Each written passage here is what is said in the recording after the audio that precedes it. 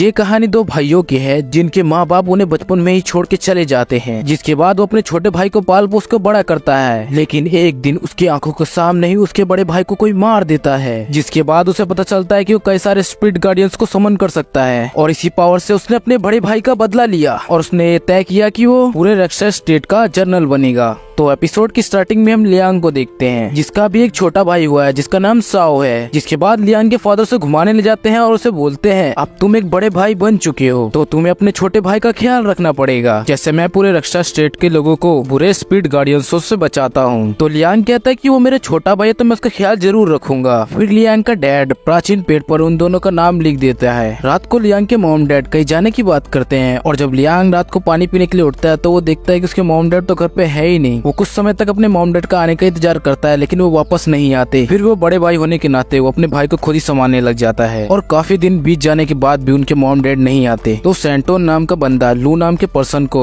रक्षा state का general बना देता है, क्योंकि लियांग के फादर ही रक्षा स्टेट के जनरल थे। लू जनरल बनते ही सबसे पहले लियांग और साओ को पकड़ता है। लू का स्पिरिट गार्डियन यान उसे बताता है कि लियांग के अंदर तो स्पिरिट पावर है लेकिन उसके छोटे भाई साओ के अंदर कोई भी पावर मौजूद नहीं है। जिसे सुनने के बाद लू साओ को ह्यूमन वर्ल्ड में छोड़ने के लिए कहता है और लियांग को डेड आइलैंड पे ट्रेनिंग करने के लिए कहता है। और उसके बाद वो लियांग को कमरे में बंद कर देते हैं और उसके बाद साओ को ह्यूमन वर्ल्ड के पास रक्षा स्टेट के एग्जिट पे ले जा रहे होते हैं और वो रास्ते में लोगों को मारते हुए जा रहा होता है और आखिरकार वो वहाँ पे पहुँच जाता है और तभी वहाँ पर लियांग आ जाता है और वो यान से साओ को छीन भी लेता है और ह्यूमन वर्ल्ड के अंदर चला जाता है। फिर लू बोलता है ह्यूमन वर्ल्ड के अंदर जाने का कोई फायदा नहीं, वो दोनों उसी के अंदर भूख के मारे मर जाएंगे, लेकिन लियांग की मुझे जरूरत थी। फिर हम ह्यूमन वर्ल्ड के अंदर देखते हैं जहाँ पर लियांग एक शॉप से चोरी करके साओ को दूध पिला रहा होता है। तभी आटा नाम का बंदा वहाँ पे आता है और लियांग को कुछ खाने को देता है और बोलता है अगर तुम चाहो तो तुम और भी अच्छी लाइफ जी सकते हो, मैं ऐसी जगह जानता हूँ जहाँ पर तुम्हें अच्छे कपड़े और अच्छा खाना मिल सकता है। लेकिन लियांग उसे मना कर देता है क्योंकि वो रक्षा स्टेट से दूर है और वो रक्षा स्टेट को छोड़ के जाना नहीं चाहता। आटा जाने से पहले अपना एड्रेस दे देता है और लियांग से बोलता है कि तुम्हें कभी भी जरूरत हो तो मुझे बता देना। ठंड आने की वजह से लियांग की तबीयत खराब हो जाती है और जब साओ उसे डॉक्टर के पास ले जाता है लेकिन डॉक्टर बोलता है कि वो बिना पैसे की इलाज नहीं करता और उसे मजबूरन आटा के पास जाना पड़ता है और उससे बोलता है तुम मुझे वहीं ले चलो जहाँ पे तुम कह रहे थे, जहाँ पे अच्छा खाना और अच्छा कपड़े मिलते हैं। फिर हम इस औरत को देखते हैं जो लियांग को अच्छे से नहलाती है और उसे अच्छे कपड़े पहनाती है और उसे खाना भी देती है। लेकिन लियांग सोच रहा होता है कि साओ कहाँ पर है और उसने खाना खाया होगा कि नहीं खाया होगा। ये दोनों आपस में बात कर रहे होते हैं कि मैंने लियांग को तो बेच दिया लेकिन साओ की तबीयत खराब होने के कारण मैंने उसे अभी नहीं बेचा। उन दोनों की बातें लियांग सुन लेता है और उनसे पूछता है कि मेरा भाई कहाँ है। तो वो बताता है कि मैंने तेरे भाई को बाहर कूड़ेदान में फेंक दिया है क्योंकि वो बीमार था और वो मेरे किसी काम का नहीं था। उसके बाद लियांग को ये लोग रस्सी से बांधकर बहुत मारते हैं और तभी लियांग के अंदर का स्पिरिट गार्डियन समन होने लग जाता है और इसका नाम यूजीन होता है और फिर ये इन दोनों को बहुत पीटता है और आटा के पास चला जाता है। फिर वो आटा से पैसे छीन के उसे पाकिस्तान भेज देता है क्योंकि वहाँ पर आटे की कमी है।